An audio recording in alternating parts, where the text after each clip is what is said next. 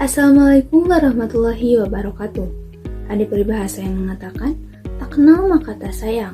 Maka perkenalkan, saya Yenopianti dengan NIM 1012528 dari kelas C625. Pada kesempatan kali ini, saya akan membahas mengenai mekanisme penerapan Good Corporate Governance atau yang biasa kita sebut GCG dalam aspek ekonomi dan juga sosial pada perusahaan. Oke, sebelum lanjut ke pembahasan, tentunya kita harus mengetahui apa itu pengertian dari GCG.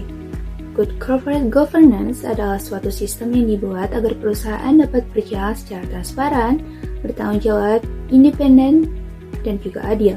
Dengan kata lain, GCG memastikan agar perusahaan tidak hanya mencari keuntungan, tetapi juga dapat berjalan secara etis dan bertanggung jawab. Setelah memahami pengertiannya, kita akan melihat bagaimana tahapan penerapan dari GCG. Tahapan penerapan GCG ini tidak terjadi secara instan, melainkan melalui beberapa proses seperti persiapan, implementasi, dan juga evaluasi. Ketiga tahapan ini saling berhubungan dan membentuk suatu proses yang berkelanjutan. Setelah itu, ayo kita lanjut ke tahap yang pertama. Pada tahap persiapan, perusahaan membangun fondasi penerapan GCG yang dilakukan dengan membangun komitmen berorganisasi, menyusun pedoman dan peraturan, serta melakukan sosialisasi dan juga identifikasi risiko. Setelah tahap fondasi siap, kita lanjut ke tahap berikutnya yaitu implementasi. Pada tahap implementasi, prinsip GCG mulai diterapkan dalam operasional sehari-hari melalui kode etik, pengendalian internal, dan tanggung jawab profesional setiap individu. Namun penerapan saja tidak cukup, perusahaan perlu memastikan efektivitasnya dalam tahap evaluasi. Pada tahap evaluasi, perusahaan melakukan pemantauan secara berkelanjutan, serta audit internal dan juga eksternal.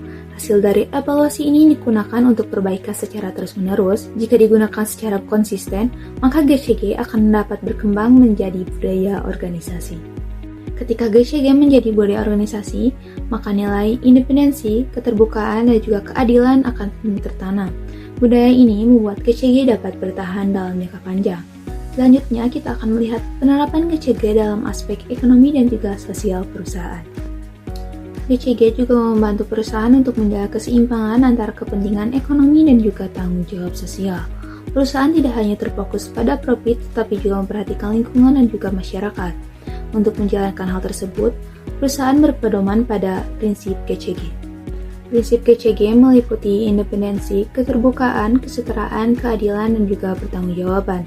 Prinsip ini membantu perusahaan dalam pengambilan keputusan yang jelas. Agar berjalan dengan baik, maka diperlukan peraturan dan juga pengendalian yang jelas.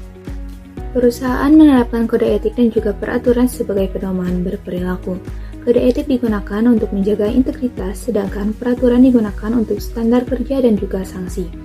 Jika terjadi pelanggaran, maka diperlukan laporan yang terstruktur. Perusahaan juga menyediakan sistem pengaduan pelanggan dengan alur lapor, verifikasi, dan tindak lanjut. Sistem ini memastikan perusahaan berjalan transparan dan juga profesional. Agar efektif, diperlukan juga perlindungan pelapor. Perusahaan menjamin kerahasiaan identitas pelapor dan melindungi dari tindakan balasan. Selain itu, diterapkan SOP dan K3 untuk menjamin keamanan dan keselamatan operasional. Semua ini didukung untuk struktur tata kelola yang jelas. Struktur tata kelola terdiri dari RUPS, Dewan Komisaris, Direksi, dan juga audit internal. Setiap bagian memiliki fungsi pengawasan dan juga pengendalian masing-masing. Untuk lebih jelasnya, berikut tugas dan tanggung jawab dari masing-masing divisi. RUPS sebagai pemegang kekuasaan tertinggi, Dewan Komisaris melakukan pengawasan, Direksi menjalankan operasional perusahaan, dan audit melakukan evaluasi serta pengendalian. Nah, setelah memahami semua materi ini, kita akan masuk ke dalam studi kasus yaitu PT Pertamina. Pada PT Pertamina, GCG diterapkan melalui struktur yang jelas, kode etik, serta audit dan whistleblowing. Hal ini menunjukkan penerapan GCG secara nyata dalam sistem operasional. Penerapan tersebut memberikan dampak positif bagi perusahaan. Sebagai penutup, penerapan GCG harus dilakukan secara bertahap, konsisten, dan juga berkelanjutan. GCG berperan penting dalam menjaga keseimbangan ekonomi dan juga sosial, serta meningkatkan kepercayaan terhadap perusahaan. Dengan demikian, GCG merupakan kunci utama bagi perusahaan yang sehat dan juga terpercaya. Sekian dari saya, semoga materi yang saya berikan dapat bermanfaat bagi kita semua. Wassalamualaikum warahmatullahi wabarakatuh.